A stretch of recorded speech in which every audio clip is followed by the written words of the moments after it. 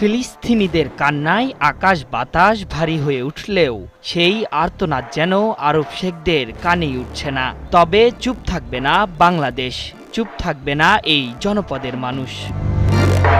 যেন রীতিমতো হতবাক দখলদাররা। সেই সাথে টনক নড়েছে দেশটির প্রথম সারির গণমাধ্যমের। গুরুত্ব দিয়ে প্রচার করা হয়েছে বাংলাদেশের প্রতিবাদ। ইসরায়েলের প্রথম সারির গণমাধ্যম টাইমস অফ ইসরায়েলের একটি প্রতিবেদন নিয়ে শুরু হয়েছে তুমুল আলোচনা।